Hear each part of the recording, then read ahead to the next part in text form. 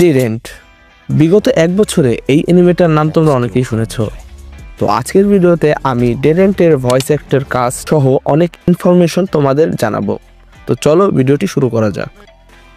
ডেরেন্ট হচ্ছে একটি 2D animation film. অনেকে ডেরেন্টকে জাপানিজ অ্যানিমের সাথে তুলনা করে থাকে, কিন্তু টু বি অনেস্ট এটার অ্যানিমেশন অনেক দিক থেকেই জাপানের সাথে কোনো মিল নেই।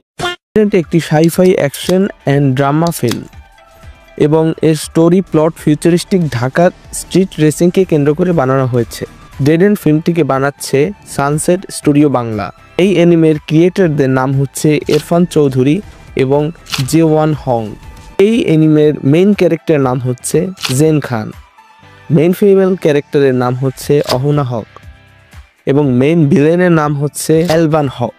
এই অ্যানিমের ভয়েস কাস্ট নিয়ে যদি বলি, আমাদের মেইন ক্যারেক্টার জেন খানের ভয়েস দিয়েছেন প্রীতম হাসান এবং অহনা খানের ভয়েস দিয়েছেন জাফর রহমান। এই সিনটা একবার দেখো। জেনকে এই রেসে জিততে দেওয়া যাবে না, ফিনিশ লাইনে পৌঁছানোর আগে ওকে ফিনিশ করে দিতে হবে। জনপ্রিয় অ্যাক্টর খায়রুল বাশারও এই অ্যানিমেতে ভয়েস দিয়েছেন।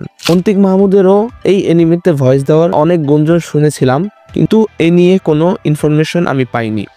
ওকে, এখন আমি যদি এই ফিল্মটির রিলিজ ডেট নিয়ে বলি, তবে এই মুভিটি গত বছর ডিসেম্বর আসার কথা ছিল, কিন্তু এই মুভির ক্রিয়েটর জেওয়ান হং কোরিয়ার মিলিটারি ট্রেনিংয়ে যাওয়ার কারণে ডেটটা পিছিয়ে 2025-এর জুনে নিয়ে যাওয়া হয়েছে।